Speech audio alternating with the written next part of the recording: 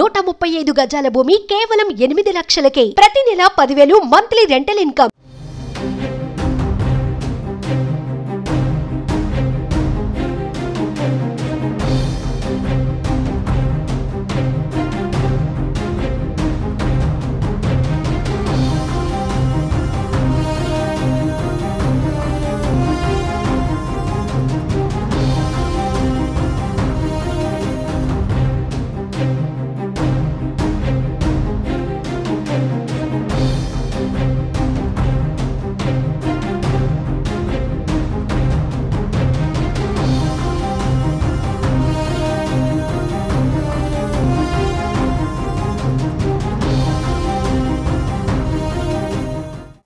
తెలంగాణలోని ప్రముఖ పండుగల్లో బతుకమ్మ పండుగ ఒకటి. బతుకమ్మ పండుగ దగ్గరకు వస్తున్న క్రమంలో కాంగ్రెస్ ప్రభుత్వం మహిళలకు సర్ప్రైజ్ ఇచ్చేందుకు రెడీ అవుతున్నట్లుగా తెలుస్తోంది. గత బీఆర్ఎస్ హయాంలో ప్రతి ఏడాది బతుకమ్మ పండుగ సందర్భంగా మహిళలకు చీరలు అందించేది. అయితే అందుకు బదులుగా ఏమిస్తే బాగుంటుందని రేవంత్ సర్కార్ ఆలోచిస్తోంది.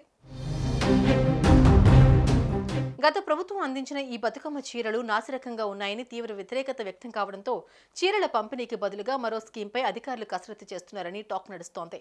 దీంతో ప్రస్తుతం చీరలు పంపిణీ చేయొద్దనే నిర్ణయానికి వచ్చినట్లుగా తెలుస్తోంది. అయితే ఏదైనా గిఫ్ట్ ఇద్దామా, ఒకవేళ ఇస్తే అది వస్తు రూపంలో ఉండాలా లేక నగదు రూపంలో ఇవ్వాలా అనే విషయంపై సమాలోచన చేస్తుంది. ఇక ఎవరికి ఇవ్వాలి, అందుకు అర్హతలేంటి అనే విషయంపై కసరత్తు చేస్తున్నట్టు సమాచారం.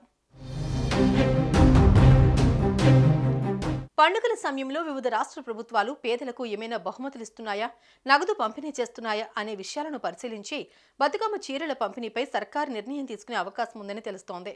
తెల్ల రేషన్ కార్డు ఉన్న కుటుంబాల్లోని మహిళలకు నగదిస్తే ఎలా ఉంటుంది, ఒక్కొక్కరికి ఎంత ఇవ్వాలి, ఆర్థిక సాయం చేస్తే ప్రభుత్వంపై ఎంత భారం పడుతుంది వంటి వివరాలను పరిశీలించి ఈ విషయంలో సర్కారు తుది నిర్ణయం తీసుకునే అవకాశం కనిపిస్తోంది. ఏపీలో సంక్రాంతి పండుగ సందర్భంగా అక్కడి ప్రజలకు ఉచితంగా చక్కెర, ఆయిల్, బెల్లం, నెయ్యి, శనగలు, కందిపప్పు పంపిణీ చేశారు. ఇక్కడ కూడా అదే తరహాలో వస్తువులు ఇస్తే ఎలా ఉంటుంది అనే డిస్కషన్ సైతం జరుగుతున్నట్టు తెలిసింది. ఇలాంటి వాటిలో అక్రమాలు జరిగే ఛాన్స్ ఉంటుందనే అనుమానాలు సైతం వ్యక్తమవుతున్నాయి. మరోవైపు తెల్ల రేషన్ కార్డు హోల్డర్లకు 200 లేదా 250 రూపాయల నగదును చేతికివ్వడమో లేకపోతే నేరుగా వారి బ్యాంక్ అకౌంట్లో వేయడమో చేస్తే ఎలా ఉంటుందనే కోణంలోనూ ఆరా తీస్తున్నట్టు తెలుస్తోంది. మొత్తంగా బతుకమ్మ అంశంపై రేవంత్ ప్రభుత్వం తుది నిర్ణయం తీసుకోవాల్సింది. త్వరలో సీఎం రేవంత్ రెడ్డి ఈ అంశంపై ఒక నిర్ణయానికి రావచ్చని తెలుస్తోంది. తర్వాత బతుకమ్మ చీరలపై కూడా కీలక ప్రకటన ఉండొచ్చని అంటున్నారు.